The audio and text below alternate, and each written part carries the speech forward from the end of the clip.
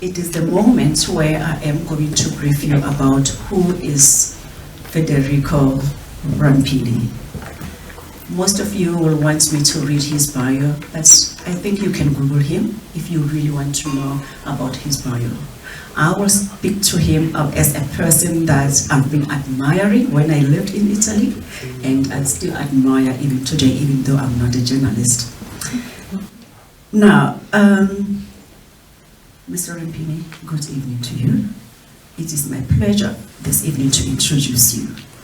An esteemed Italian journalist who has made significant contributions to the field of journalism and reporting.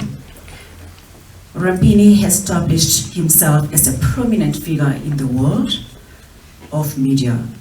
He is renowned for his insightful analysis and engaging storytelling.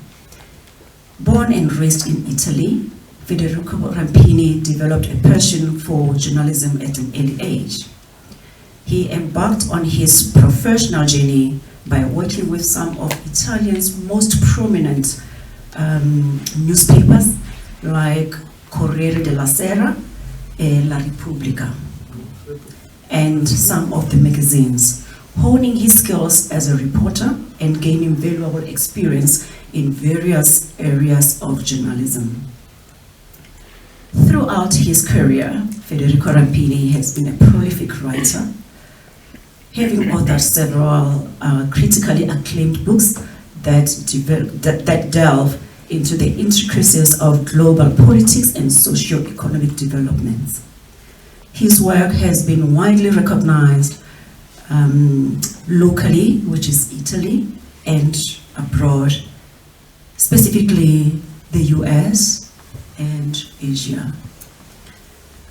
His work have been widely recognized and have garnered both national and international acclaim, further solidifying his reputation as a highly respected journalist.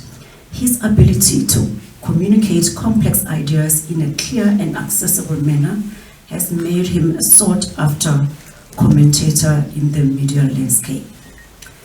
Today, we are fortunate to have Federico Rampini with us, sharing his wealth of knowledge, expertise, his unique perspective and profound understanding of global events are sure to enrich our understanding of the world and inspire thoughtfulness discussions. Now, please join me in giving a warm welcome to Federico Rampini, an exceptional journalist whose work continues to shape and inform the world we live in.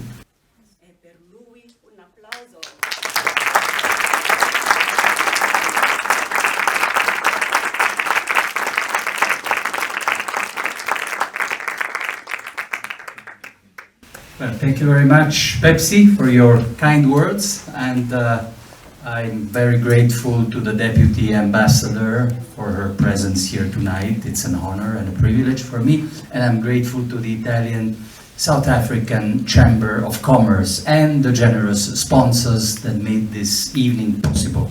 And thank you all for coming. As you know, this evening is dedicated to Africa. Not that I'm expert, not at all. You know much more than me.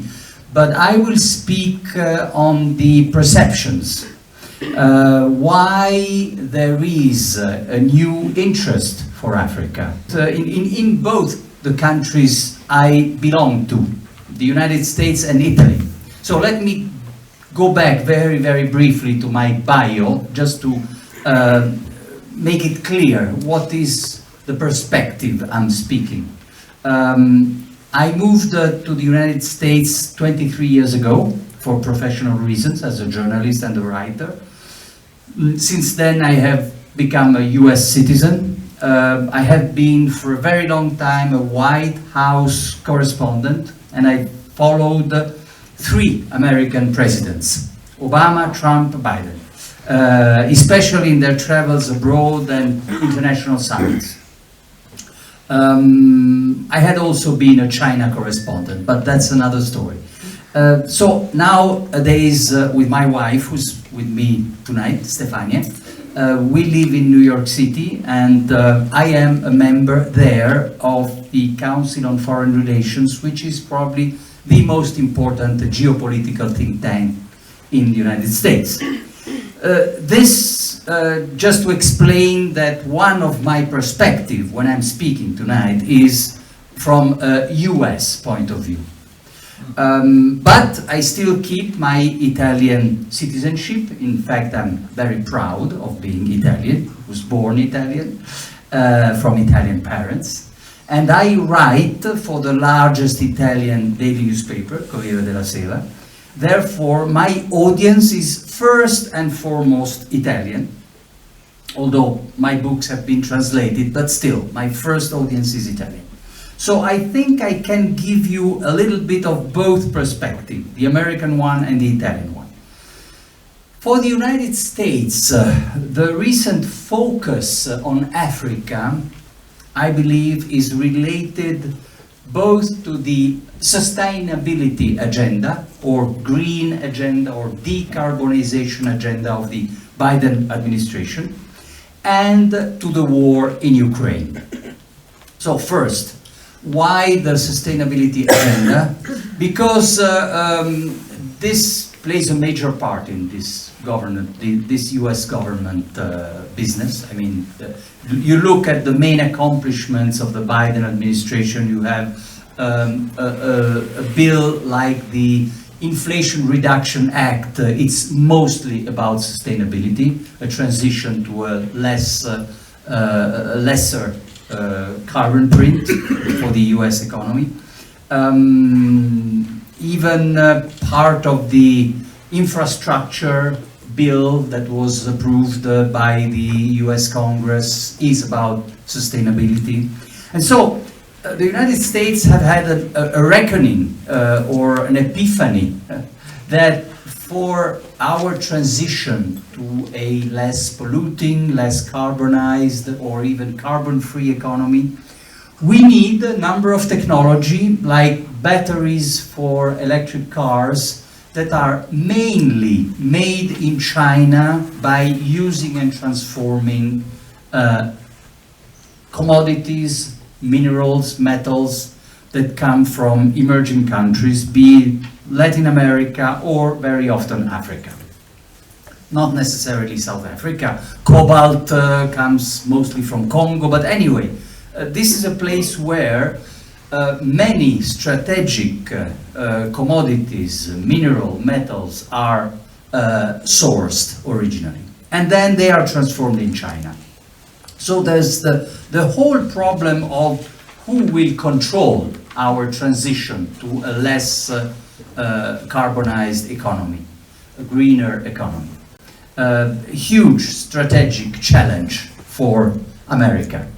And so the topic of China's influence in Africa has become much more relevant than it used to be in the past. Because now it's not just a geopolitical issue, or maybe someday a military issue. No, it's really something that relates to vital interest of the United States, at least as they are perceived, defined by this administration. And then there's Ukraine, the war in Ukraine, and what happened when the United States decided to lead a Western front of countries, especially Western, not only Western, let's say West and G7, Japan, South Korea, Australia, a coalition of countries that adopted economic sanctions against Russia in order to punish Russia for the invasion of Ukraine. And then all of a sudden, the United States realized that a large part of the world didn't come along. And we look at a world map, sometimes even countries that voted in favor of UN resolutions condemning the invasion of Ukraine, those same countries would not adopt economic sanctions against Russia.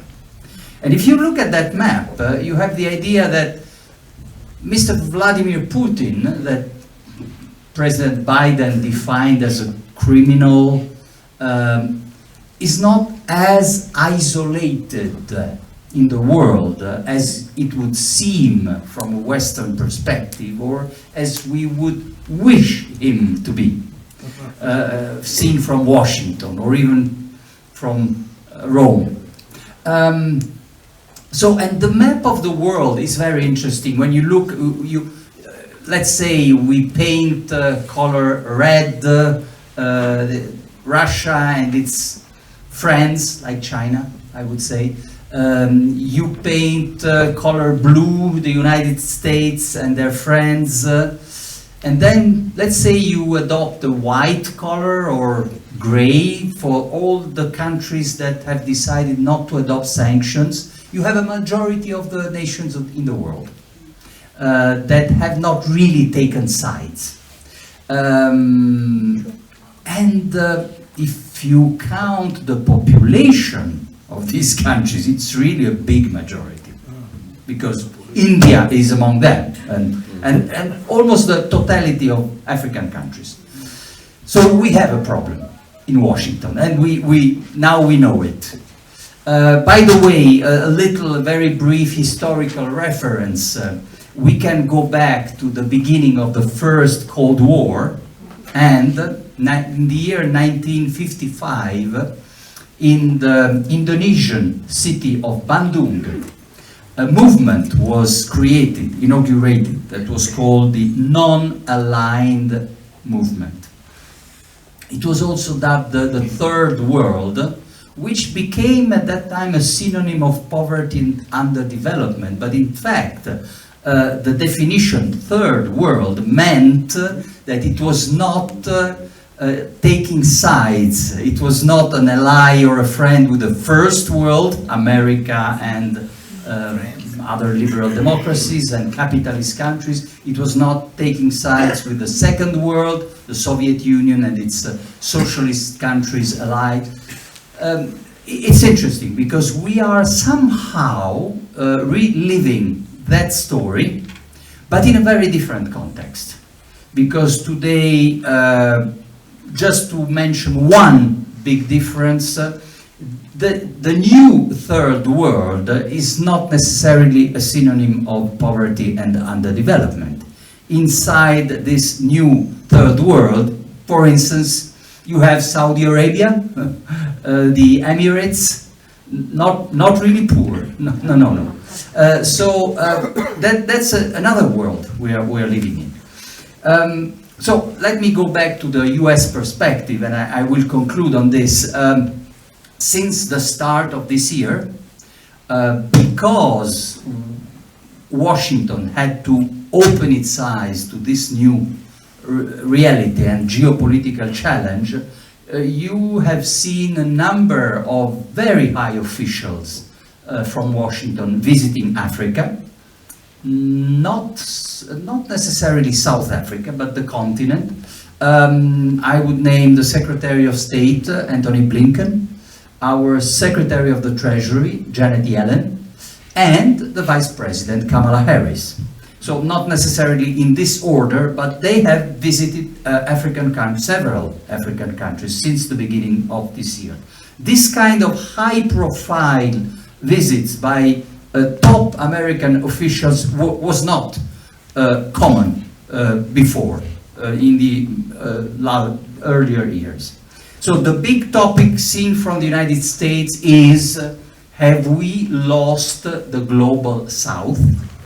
And Africa is a big part, the main part of the global South. Although the global South being a geopolitical concept, not the geographic one, let's remember that India is a member of the global South, although it's north of the equator, but still, geopolitically, it's there.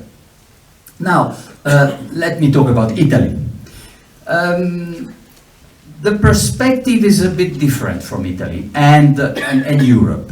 So, from an Italian point of view, the new interest about Africa is mainly due to energy and the migrant crisis.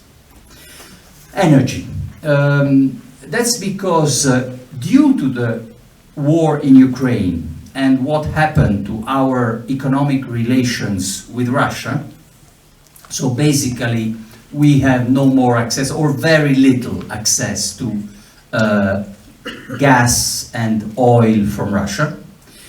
We are doing today the exact opposite or the reverse pivot movement that we did in the 70s.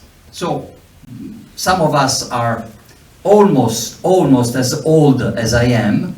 They might remember the energy crisis of the 70s. 1973, Yom Kippur War, oil embargo decided by the OPEC Arab countries against the West.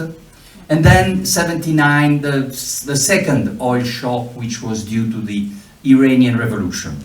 That meant for us, for Western countries, that we could not rely on the Gulf area, the Middle Eastern countries, for a safe, secure access to our fossil energy. And we did, at that time, a pivot, really, towards Russia, towards the Soviet Union.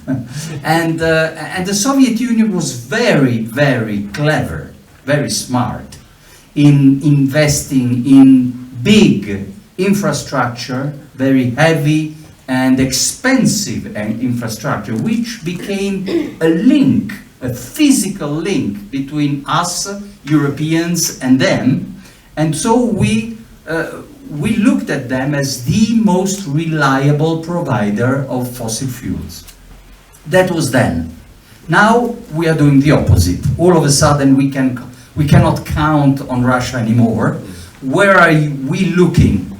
In the short term, because in the medium to long term we all have our green agenda, sustainability agenda, decarbonizing, etc. But in the short term we still need fossil fuels. Where are we looking for fossil fuels now? Back to the Middle East, back to the future.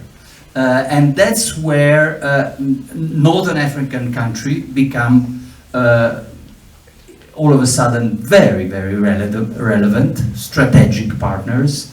That's where our Prime Minister Giorgia Meloni has traveled very often in the last few months since she's in charge, but even her predecessor, Mario Draghi. Looking for reliable, long-term providers of gas and oil. So that means mainly for us Italians, it's Algeria, Libya, more and more Egypt, even Israel, and Nigeria. And then there's migration, the migration crisis. So especially, which is perceived sometimes in a little too apocalyptic terms from the Italian public opinion, but it is definitely an issue. Which involves a sense of identity, of safety, of security, of law and order, of stability. So basically, especially when you have in charge a government of the center-right, like the Meloni government in Italy, the slogan that captures some of the objectives is let's help the Africans where they are. Let's try to have a strategy of aid to development that will create the conditions that they don't need to migrate and to come to Italy, maybe sometimes even risking their lives when they cross the Mediterranean Sea. So, Giorgia Meloni, the Prime Minister, has also traveled a lot recently in Africa. But it's a bit different from the US top officials traveling to Africa because she prioritized Northern Africa.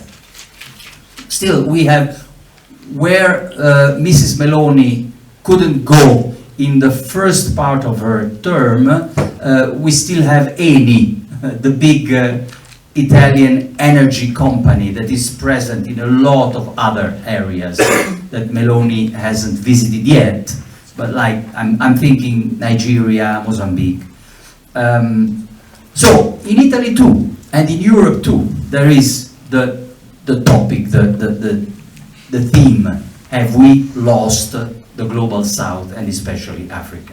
And here comes South Africa. South Africa has been a lot in the news recently, especially in US media, I must admit, more than in Italian media. As a member, a very distinguished member of the Global South or non-aligned countries, especially under the BRICS club, Brazil, Russia, India, China, South Africa. South Africa is a leader in the non-aligned, the new non-aligned movement. But I was speaking today with a distinguished expert on South African expert on foreign policy that remarked that this is an active non-alignment. It's not neutrality. We see South Africa more and more aligned, or more frequently aligned with China and with Russia than with us. There have been plenty of news, you know them better than me, starting with the Russian ship last year, and then the military exercises that were conducted by the South African military together with the Chinese and the Russian in February, almost day by day, 1 year after the invasion of Ukraine. So heavy with symbolism, very heavy. And last but not least, President Ramaphosa leading a mostly African delegation that tried to launch a peace mediation between Russia and Ukraine. The other thing that I would mention, and this would be the last and second part of my presentation, and then I will be open to question and answers. The narrative in the global, when we from Washington or New York or from Rome or from Brussels, we try to listen to the global South, the narrative is still very much about anti-colonialism, anti-imperialism, and this is how many leaders, African leaders, including the ANC leaders, will justify, will warrant their stance, their active non-alignment that more often than so will lead them nearby Russia or China. And the other interesting aspect is that this narrative is shared by many elites in the West. Many people in Washington, in New York, will tell you that basically the narrative is right. So are China and Russia today the best friends of South Africa and of the global South? There is certainly an ability of the Chinese in preserving their previous identity as an emerging country, even as now they run the Belt and Road Initiative and become the new banker of Africa. Many African countries are now heavily indebted with China. I don't think this is the case of South Africa, which has been a rather prudent approach to international debt, But many other African countries are now heavily leveraged and indebted with China. Russia is a completely different story. It's not an economic superpower, nor a financial superpower, but they are often seen as an interesting partner by African countries as a security provider. And the Wagner division is crucial here. I've been a week now in South Africa, had a lot of interviews with very interesting experts or political leaders.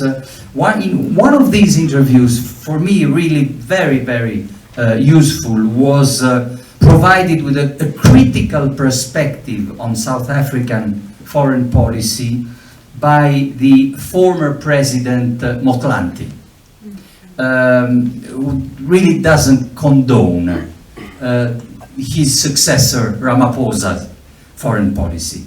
And he pointed, President Motlanthe, I hope I pronounce well his name, but you know who he is.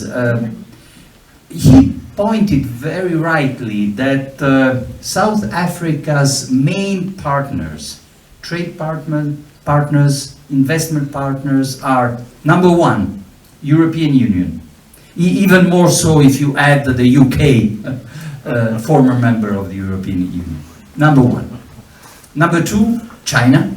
Number three, the United States. So Russia is almost irrelevant. Even if you look just at the economic relations that South Africa has inside the BRICS, 96% is with China and India. The remaining 4% is Russia and Brazil. Irrelevant. So that's how former President Motlanthe was saying, why on earth are we presenting our foreign policy in such a way that we seem to be Russia's friends? That's not in our best interest. We should look at the fact, and I'm really quoting, and some of you might read an interview with former President Motlanthe that will be published tomorrow on Corriere della Sera. He said we should open our eyes and see that a majority of the member states of the European Union are also members of NATO. So let's give it its proper importance when we choose to lead our foreign policy. There's another topic I discussed in the interview with former President Motlanthe, the historical argument from the ANC leadership point of view that Russia and China were on our side, the ANC side, during the fight against apartheid. Are they still today on the ANC's side? And here again, the answer by President Motlanthe is very interesting. He says, that was the Soviet Union. Yes, of course. Historically, we had a debt with the Soviet Union. It's not Mr. Putin's Russia. There's no continuity between the two. And by the way, many of the ANC leaders were educated or trained in Odessa, which is Ukraine. It's not Russia. But anyway, so end of quote. I would say that my evaluation of South African foreign policy and on a more general point of view, African countries' foreign policy is that today's African elites are opportunistic. It's not an insult. It can mean pragmatic and transactional. they play the superpowers against each other, African governments, for a long time. How they can extract gains from the rivalry between superpowers. America, China, sometimes Russia, now even India, Saudi Arabia. So my surprise or my dissent is where Western countries buy their arguments. See, that there's a lot of talk now in Western, especially in academia, the media, about a new scramble for Africa. So for those of you who like reading history books, the scramble for Africa is the way historians describe what happened during and after the Berlin Conference in 1885, when the colonial powers decided to divide among themselves several parts of the continent. But speaking today of a new scramble for Africa means we assume that African countries have no agency. They're not masters of their destiny. They're just victims. They're being manipulated. You know? And this is this kind of infantilization of Africa, I think, is part of a phenomenon that is very, very strong, especially in the United States nowadays. I would say self-culpabilization. Guilt has become one of the most powerful sentiments in most Western countries today, and especially in the United States. It means it's always our fault.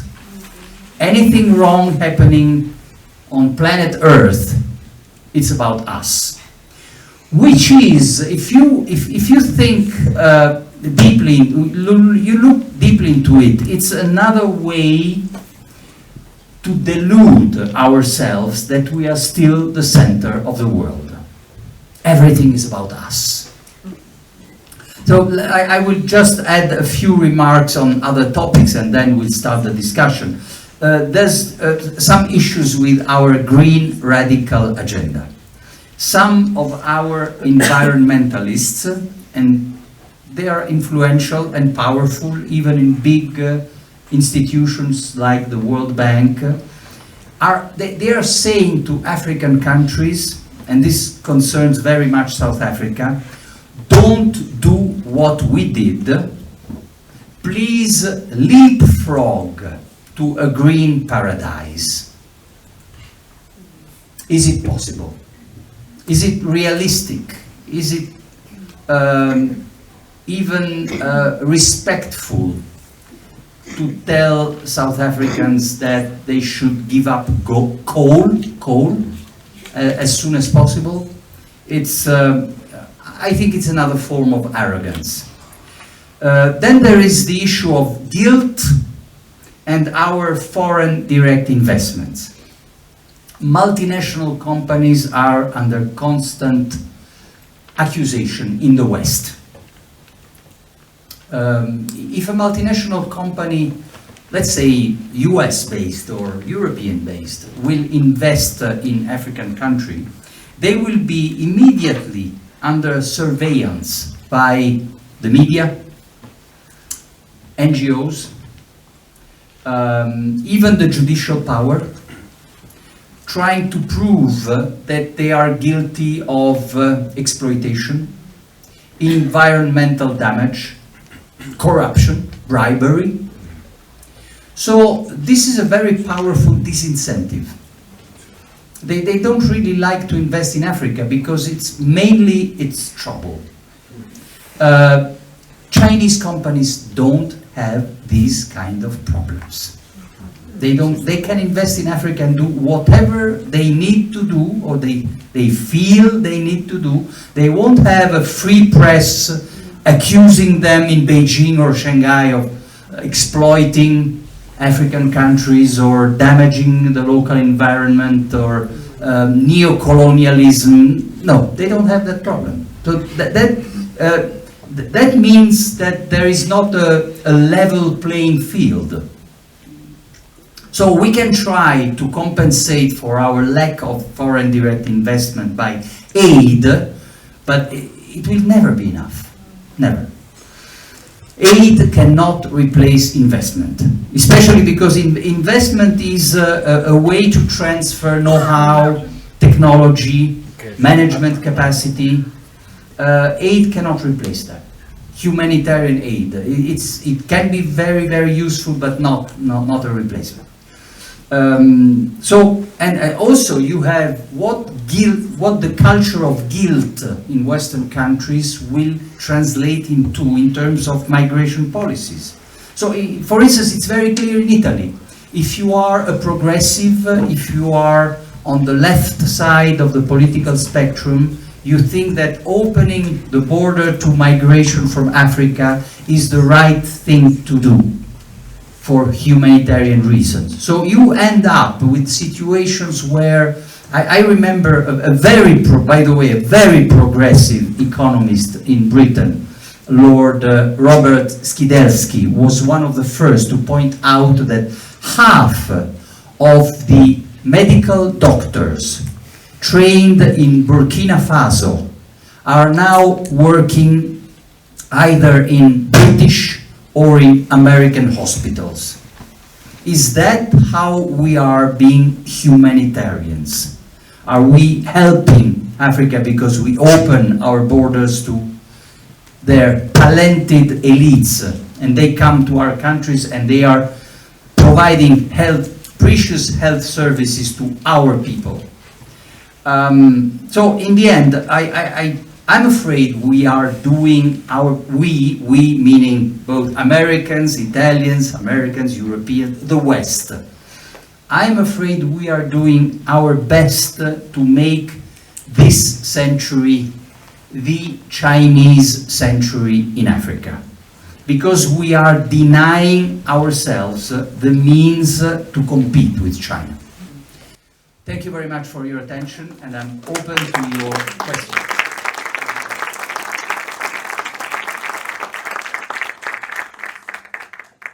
David Tacchino, who is our Vice President in the Italian South African Chamber of Trade and Industries. Welcome, David.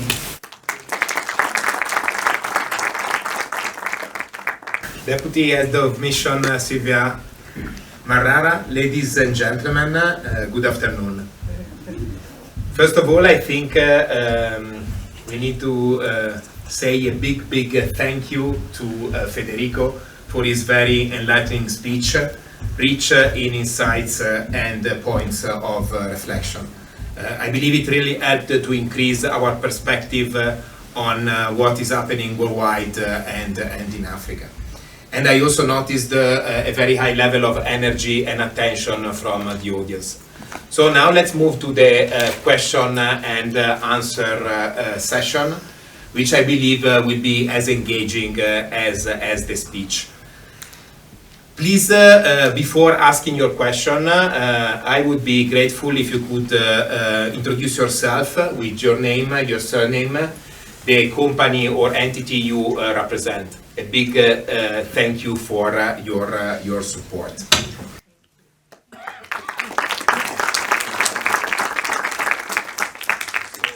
Let's see. Perfect. 1 and 2. So maybe ladies first. Thank you so much for that global perspective. So my name is Marie Sibueng and I head up an organization called IMS Powerhouse Consulting.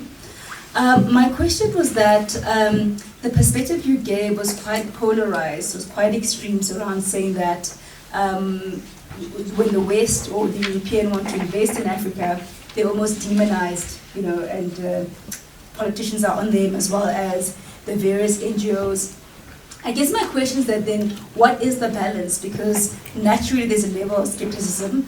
How do you then maintain the balance around allowing for China to also invest, but equally giving the balance to other European unions in a way that does not allow for the scramble? So it just, in listening, it just sounded like it's two polar opposites and trying to find the happy middle. Thank you. Should I answer now? Thank you. Thank you for a very, very interesting Yeah. point. And I think you made a good point that probably the most realistic approach should be balanced, that we should not see the West and China as mutually exclusive in their investment in Africa. I agree with that. I would add that unfortunately in the last decades the West has really diminished its foreign direct investment in most of African countries, including South Africa as well as I know. And so it's time. So in order to have a balance, now we should increase our presence and we should increase our interest. But I agree we should not demonize, we should not adopt a Manichaean attitude, bipolar, very rigid bipolar. I sometimes like to quote a very influential Indian diplomat who said, they're very subtle. They have a very subtle view of the world. He said, you know, you Western people now, you want to see, especially after the war in Ukraine, you want to see the world in black and white. We in India, we can see 50 shades of gray in the world. It's, of course, also a funny kind of quote.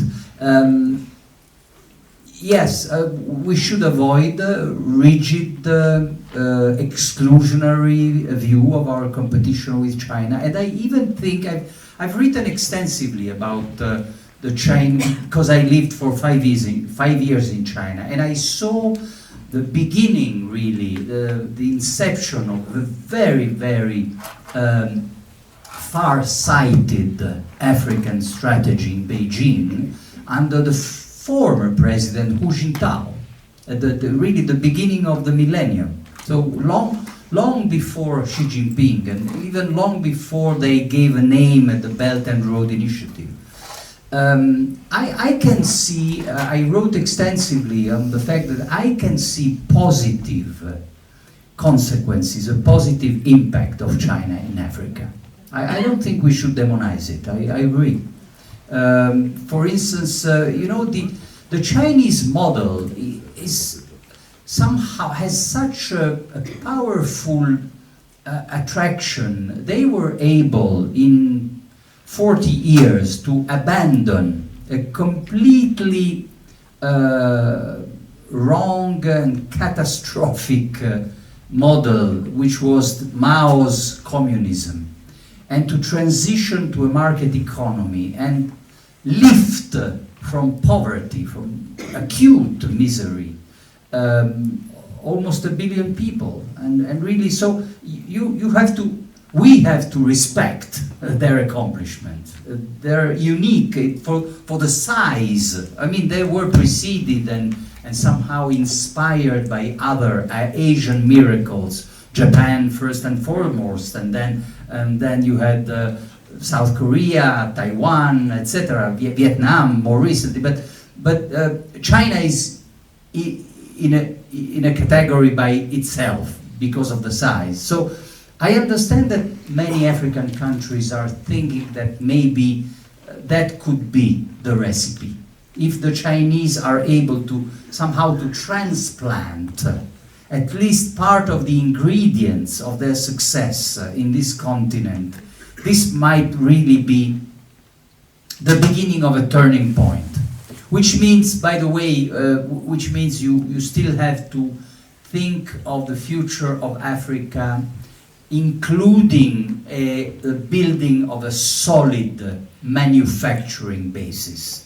You cannot just jump from, you know, an agricultural economy or mainly agricultural and mine extracting resource-based to a service economy. You still have to generate millions and millions of jobs in manufacturing if you want to have, because that's how the Chinese did. So yes, but basically I agree with your point.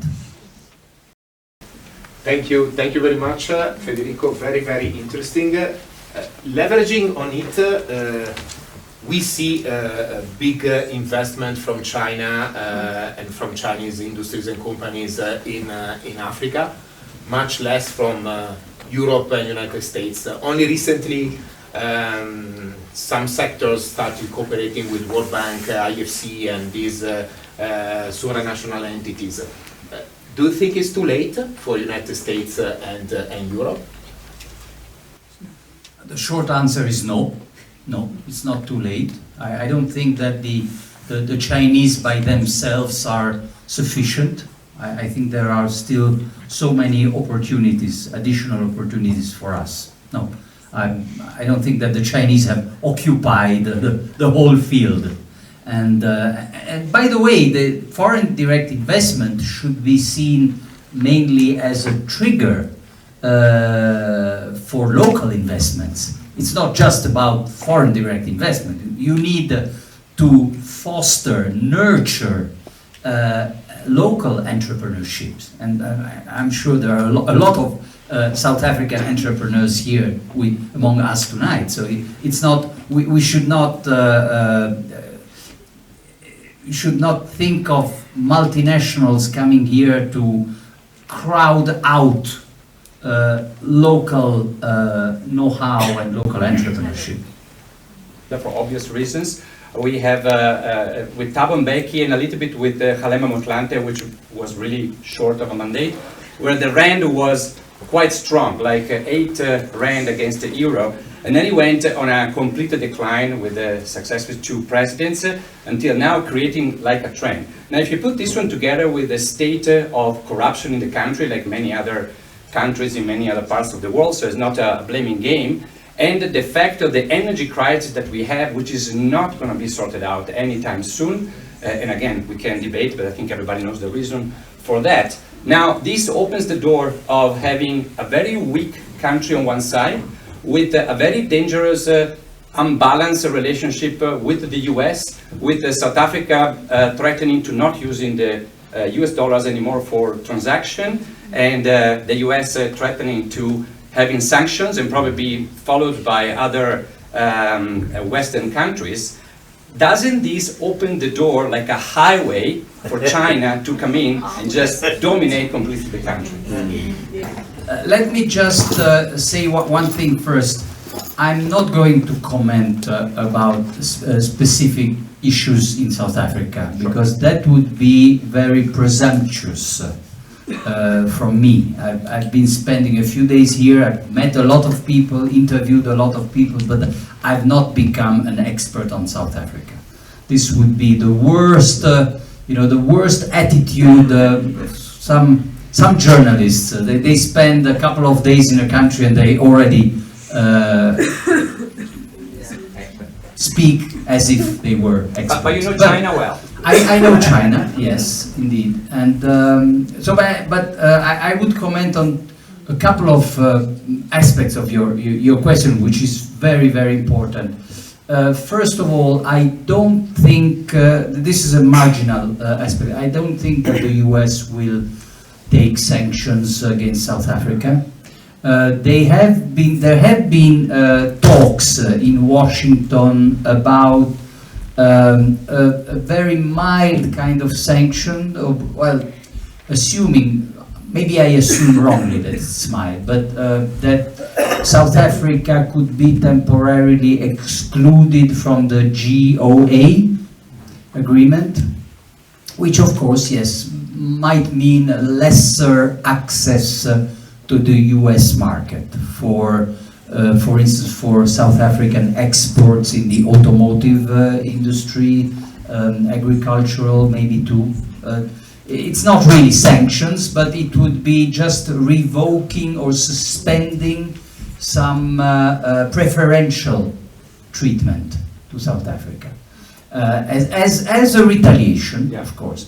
So the other topic that you have raised in your question is abandoning the US dollar. It's a big issue. This is high on the agenda of the Chinese government. The Chinese have been talking about trying to reducing the global hegemony of the dollar, at least since the financial crisis of 2008. I remember that very well. I was still in China. That was my last year in China, 2008. So yes, China wants to replace the dollar, but let's be careful and realistic. Why is the dollar the center of the world economy? It's not just about, let's use dirty words, US imperialism or military might, or just the size of the US economy, which is still number one, although it's been pretty resilient. I remember I was living in China and we were counting the days left before the Chinese economy would overcome the US economy in terms of GDP, and it hasn't happened yet.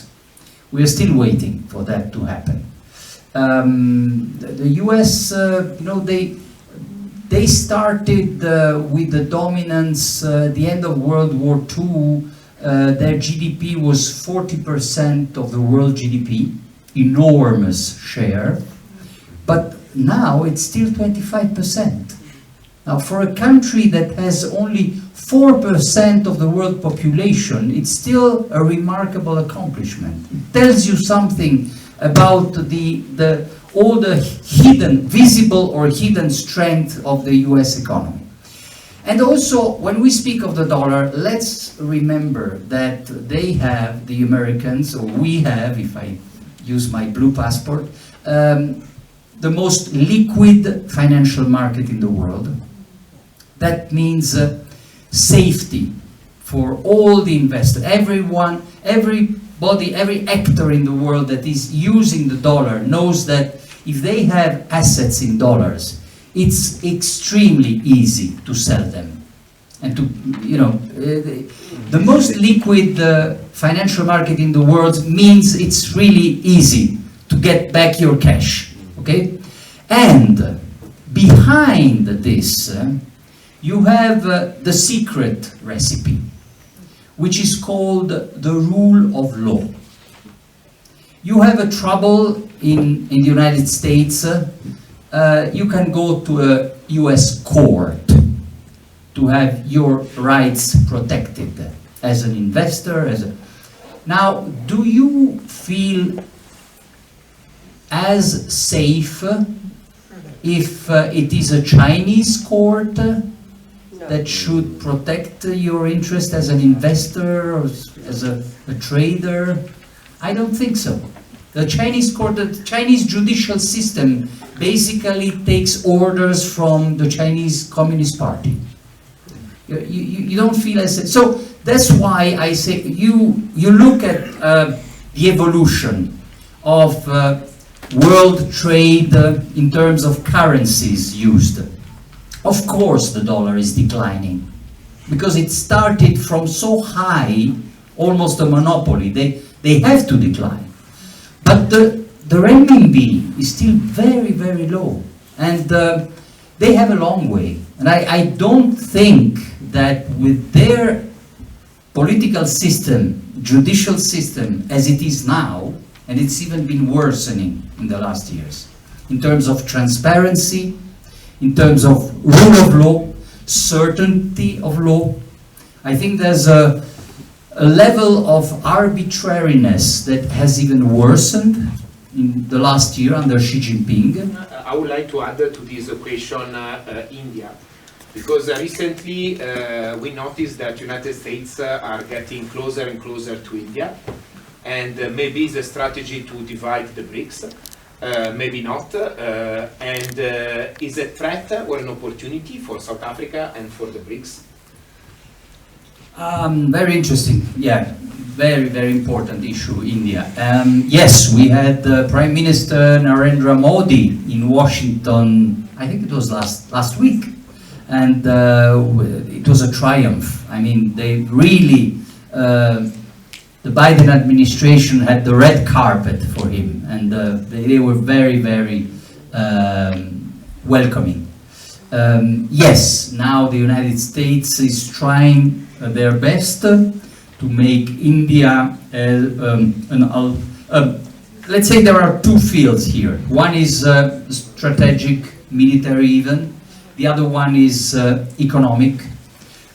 So on the strategic military dimension, the US would like very much India to be part of a cordon of containment of China.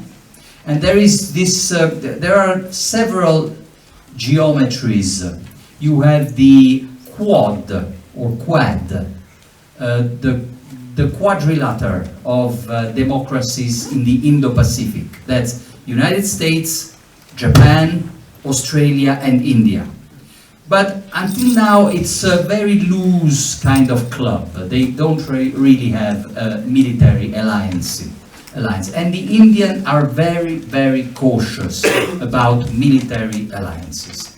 The Indians have inherited a tradition of good relations with first the Soviet Union, now Russia.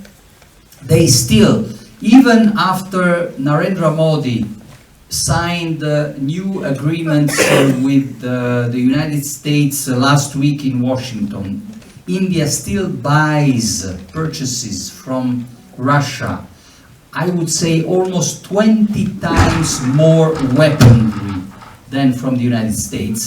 So the military link with Russia is very strong. They do have a problem with China.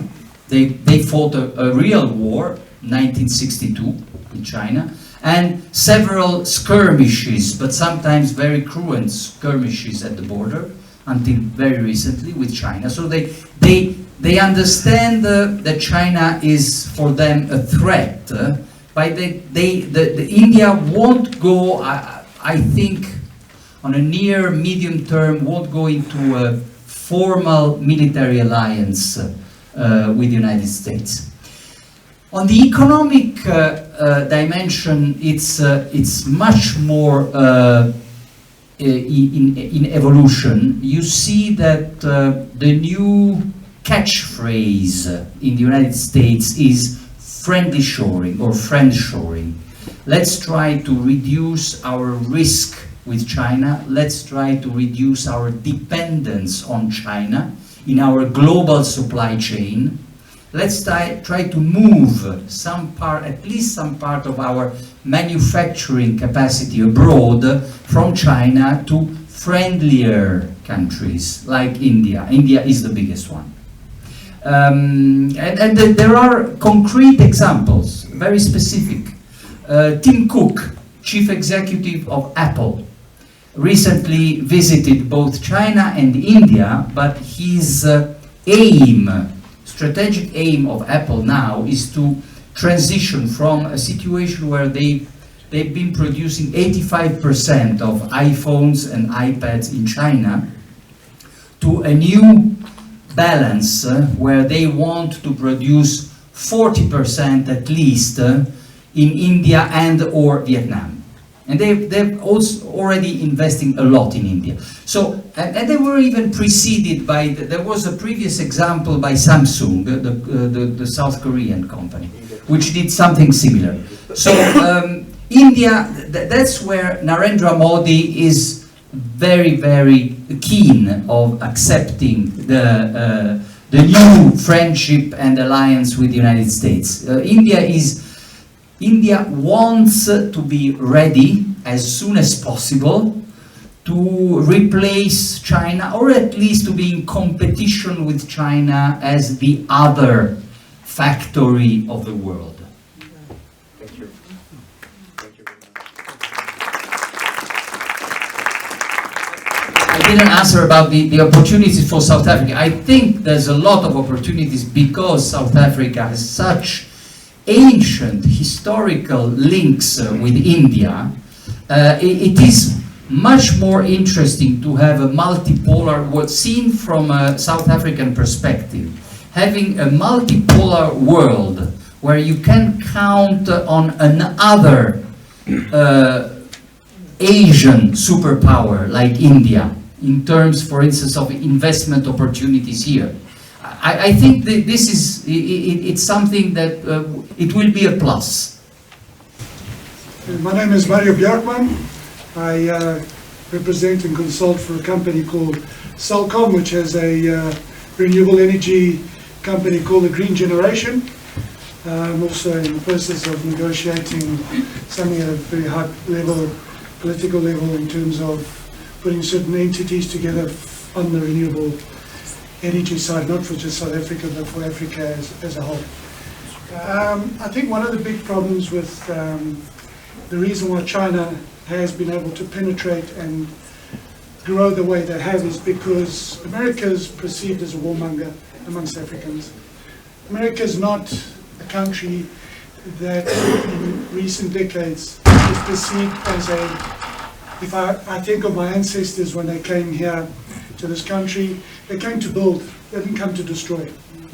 And the African person, if you listen to Ramaphosa a couple of nights ago with Macron, he said to Macron, he said, please, we just get treated like as if we are Europe's second cousins and America's second cousins. And we don't want to be treated like that. We want to be treated as equals. And when you talk to us about $3 billion of relief to then invest in various countries, it's not coming. It says blah, blah, blah, and nothing's happening. So the reason why China and the likes of India can grow and have the penetration is because they don't have a mentality of, if let's call it for the lack of a better word, a dominance. This is about growth.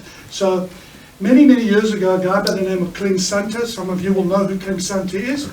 He was the CEO of Anglo American. He said to us, I'm talking 20 years ago, when we talked, China will colonize Africa, but it's their mindset. And what I'd like to part with you being a journalist is you have the influence to speak from an African mind, possibly in a sense, and there's many people that, like I've spoken to Mdlatla, I'm an Italo-African, okay? I went to the very first multiracial school in South Africa. So we grew up very diverse long before the media decided to make us diabolical people. Not every white person in this country was diabolical. People like my mistresses came from Italy with nothing, with suitcases, and they built something. And that's what Meloni is trying to say. Meloni is trying to say, Europeans and Americans, stop talking. Get off your backsides and come into Uganda, Botswana, South Africa, wherever, and create industry. So my question is, in essence, is listening, it's particularly to Ramaphosa the other night, and maybe the people here, I'm not a particular fan of any president, especially Biden, and for me, Ramaphosa has dropped the ball over and over in our country. But a president's role is not always easy. It doesn't matter who he is. It's very difficult to please everybody. But in the main, my question is, how do we, African, be our South African, Botswanan, Mozambican, whatever, enter into the mindset of this? We don't want to be perceived as beggars. We want to say to Mr. Whoever, yeah, that gentleman that's come from Italy, he's come, he's put his, what's her name's on the line, and he's doing something in our country. So how, if possible, can the likes of yourself actually make it help? Because it's all blah, blah, blah, blah, lots of political talk, airy-fairy, but it's not real. Here you're le maniche si devono alzare e si deve parlare, di fare, invece di parlare. That's my question. Thank you very much. As you rightly said, it was mainly a comment, so I will just add my own remarks to your comment. First, you began by saying in Africa, America is perceived as warmonger. I would say fair enough. I mean, in American history, you can find, especially recent history, you can find a lot of dirty things. And I believe that, especially from an African perspective, the war in Iraq, the pro-Israeli stance and the failure to take into account the Palestinian issue, and maybe first and foremost Libyan war was probably a major mistake, which, by the way, I was accompanying this strange coincidence. I was in one of my many trips with the US president. I was, as a White House correspondent, I was traveling with Barack Obama in Brazil, of all places, when the war in Libya erupted. And I remember how Obama reluctantly, but mistakenly, accepted to follow the lead of David Cameron and Nicolas Sarkozy. Because the war in Libya was wanted, was desired and planned mainly by the Brits and the French.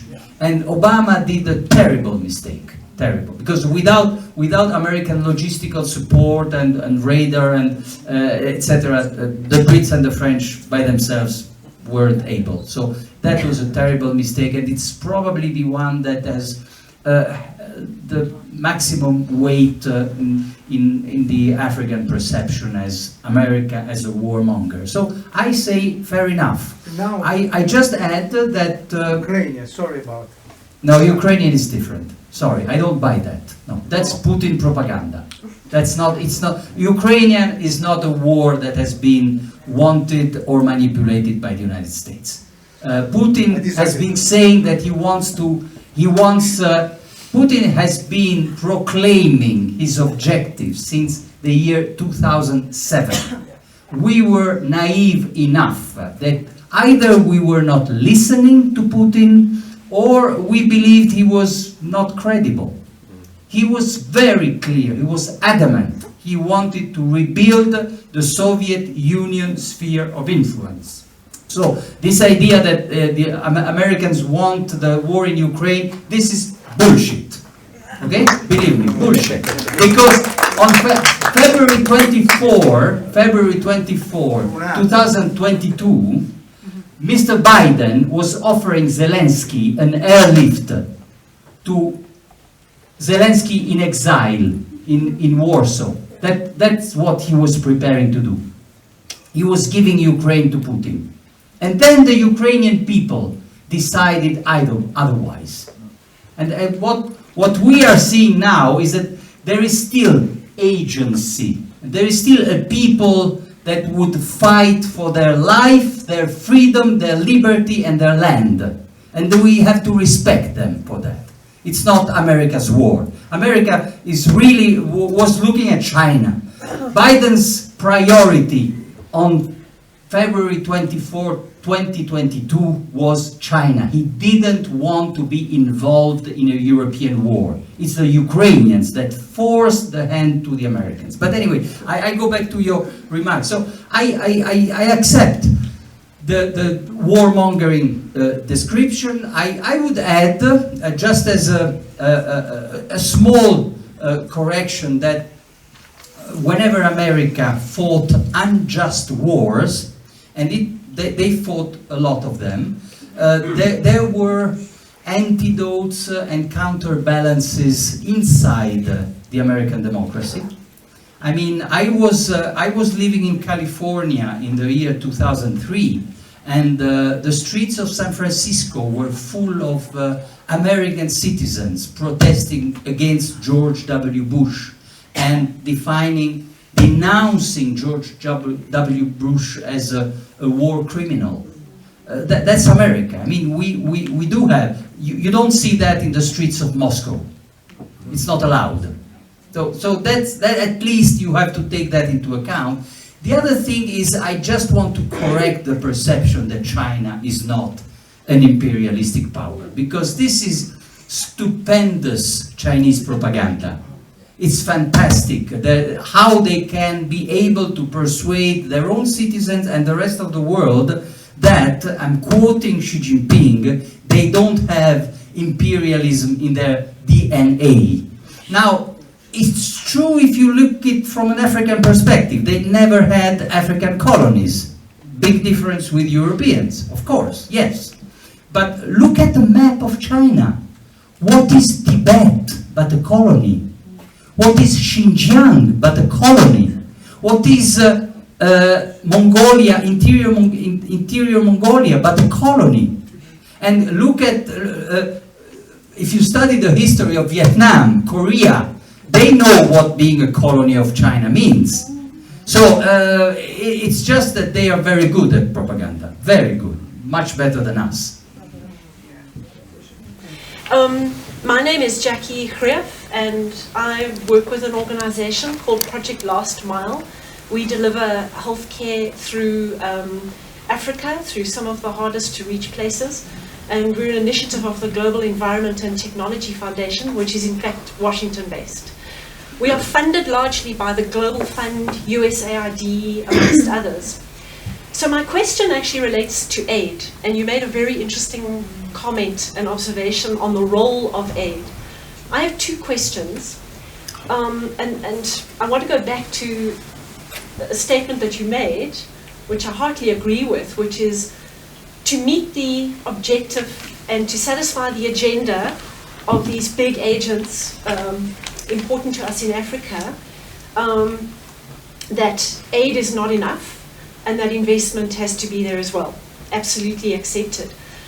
My questions are twofold. The one is actually just an invitation to you to perhaps elaborate on your perspectives on the role that aid does play in Africa. And the second question is, what do you think is the sweet spot? What is the best balance of that investment versus aid? And to give you a little bit of context, I travel extensively through Africa in delivering these projects, right?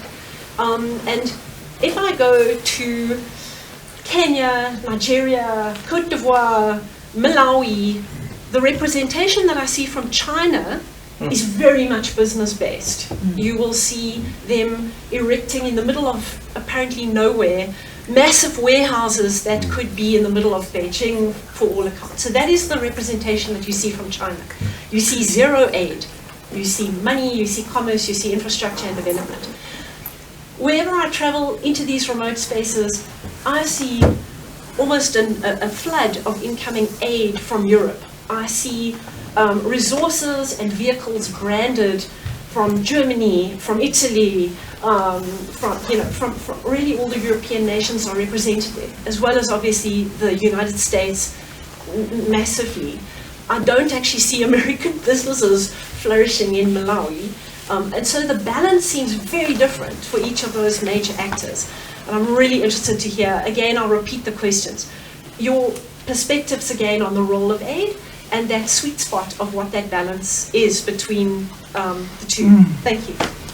I don't presume that I have the knowledge of a sweet spot where exactly should be the balance. I have enormous respect for aid and all the competence, the know-how, and the generosity. So there's an experience that we have had for decades, especially some European countries. And you see that there's also, I recognize there has been an evolution because we learn from our mistakes. We can learn, we are able to learn. We have seen sometimes aid flows being captured by corrupt political leaders. So we have tried to go around the corrupt. And what I find extremely interesting is when aid comes in the form of highly professionalized competence and know-how. I give you an example, a very recent example from our recent trip in South Africa, this morning we met mainly Scandinavian governments that have a fantastic tradition in aid, and their job is to help South Africa overcome problems and limitation in internal security. The effectiveness of police forces and the judicial system in providing a safe environment for everybody. Can help Africa to find a mutual collaboration that can help both sides fighting against a big nation like China that has a economical, political approach, sometimes not really democratic, especially in east side of Africa.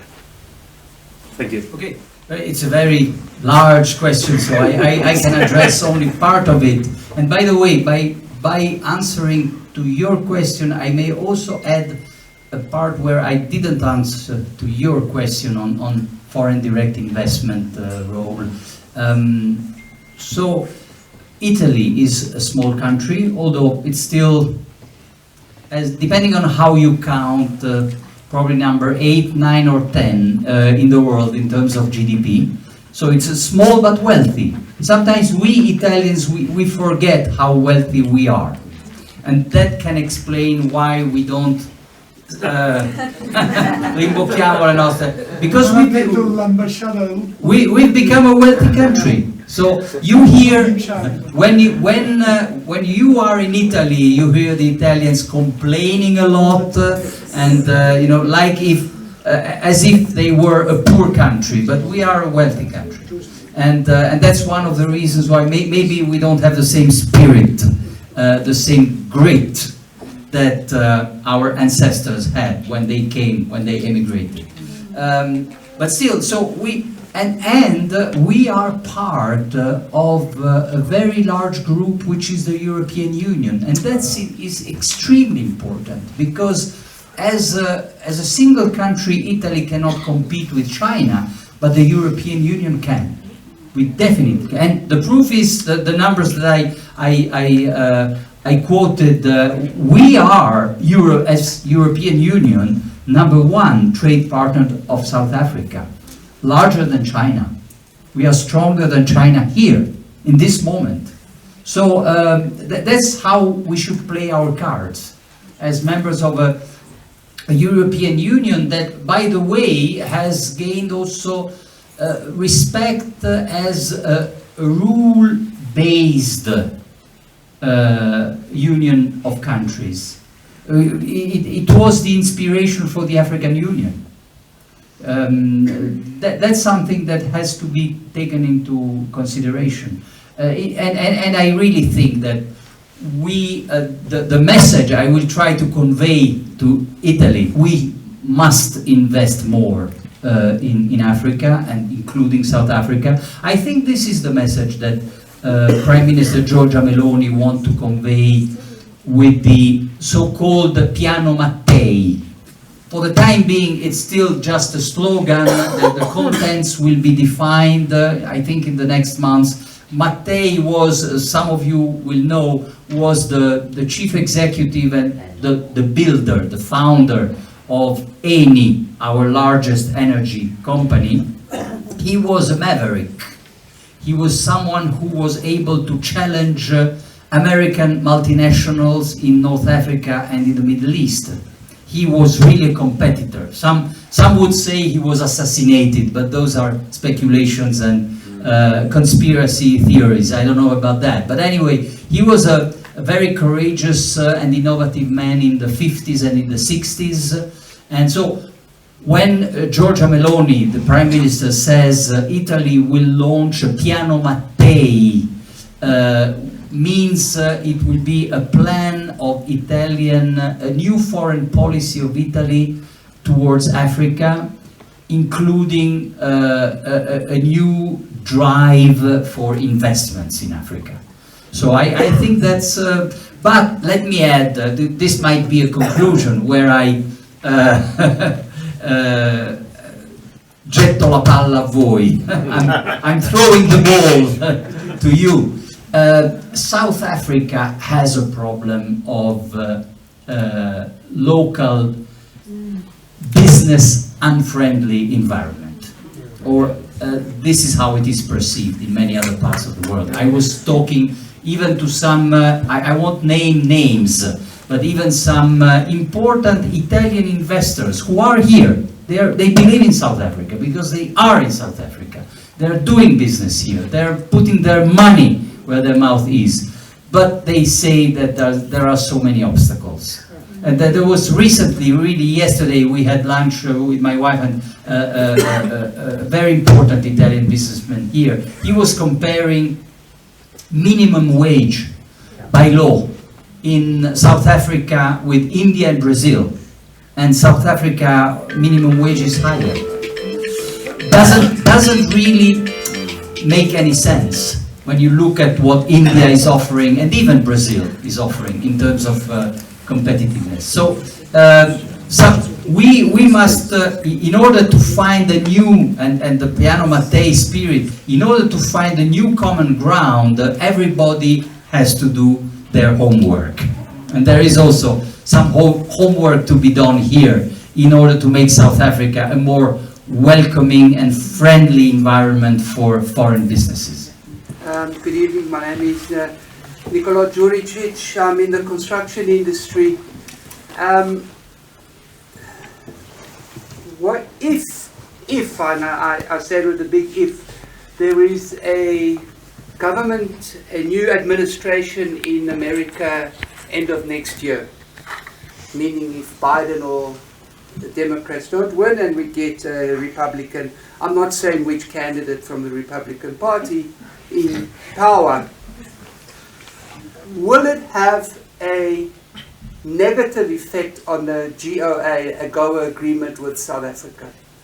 Yes, you mentioned earlier, maybe we'll get a slap on the wrist because of our perceived biasness towards Russia, and even the spokesman of the president of South Africa naming Kiev in the Russian manner instead of the Ukrainian manner. Would it change? Would that AGOA agreement change drastically end of next year if there should be a new administration change in America? Thank you. It's a tough question. It's a very serious issue that you are raising, and I think you're perfectly right to raise it, and I think you're not the only one. I'm afraid that half of the world is wondering what might happen in 2024 with the next US elections. I'm worried myself, not because I'm not such a one-sided person that I think that only Democrats run good government for the United States. In fact, they don't. There are plenty of things that I would complain about the Biden administration. But on foreign policy, I am afraid that inside the Republican Party you see a resurgence of isolationism, and the Donald Trump foreign policy was not a total failure. By the way, you have to accept his point that he didn't start any major war or any war at all. So the warmongering image of American, because he was a true isolationist. The isolationism has a very old and even noble tradition in American history. That at some point, part of the American public opinion thought that there was no reason they should meddle into the affairs of the rest of the world, and that they had so many problems to solve in their own house. But it's worrying. It's worrying because if you put yourself on the perspective of Ukraine or or even other European countries. I'm thinking, first and foremost, Poland, the Baltic countries, but even Japan, South Korea. Can they, you see, isolationism can cut both ways. Because on one way you can even appease parts of the world that think that Uncle Sam should stop playing the world policeman. So it can have an appeasing effect if you withdraw your commitments. But you know that now, this is a topic I know rather well. Right in this moment, in Tokyo, in Seoul, there are debates going on about going nuclear, arming with nuclear weapons Japan and South Korea, because that would make them maybe feel safer in case the United States under a new president just won't be faithful to their allies. So there are a lot of unknowns, and yes, the rest of the world is looking at the electoral campaign in the United States, and they're wondering. So it's not a foregone conclusion. I'm not. So first of all, we have a problem with Mr. Joe Biden, my current president. I don't think it's healthy. I think it's really something that is unhealthy. It doesn't speak well for the American democracy. On the other side, it's a very confused situation. Donald Trump still seems to dominate the Republican field. My experience, because I covered so many electoral campaigns, I remember that almost 1 year and a half before an election, usually forecasts will prove spectacularly wrong. You know, I still remember when we were sure that Rudolph Giuliani would be the candidate, or that Hillary Clinton will win easily. But still, we have a strange situation where Trump is still dominating. Ron DeSantis, in order to be competitive with Trump, the governor of Florida, has embraced many of the Trumpian principles of foreign policy, which is not reassuring for our allies. And the rest of the Republican field is very scattered for the time being. You have voices of the traditional Republican establishment which are more in line with, for instance, keeping our allies safe, like Nikki Haley, for instance. But for the time being, their numbers are very, very small. In the Congress, Republicans have been remarkably disciplined, for instance, when voting help and aid and military support for Ukraine. But still, it is, you know, this is democracy. This is democracy. This is what makes Xi Jinping think that we are doomed, that we are a decadent civilization, that our system of government is much less effective than the Chinese one. We are disorderly, chaotic, unstable. So this is the narrative that is embraced by Xi Jinping and by Putin, of course, that democracy is really a mess, and it is. It is a very ugly spectacle. And yet, I always remember the old sage of Omaha, the billionaire investor, Warren Buffett, who likes to say, whoever bets against the United States in the long run, they always lose.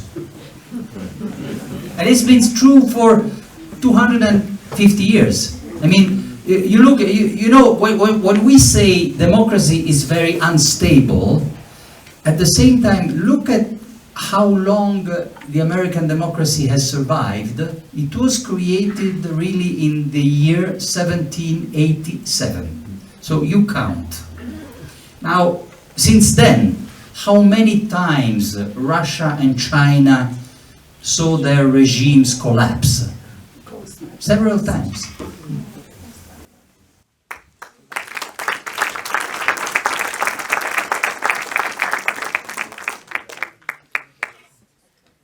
Thank you very much. We are now at the end of the question and answer session. I know there were a few other questions, but let's keep them for the next phase. Again, a big thank you to Federico for his speech and bright, insightful suggestions and vision. Please join me in another big round of applause.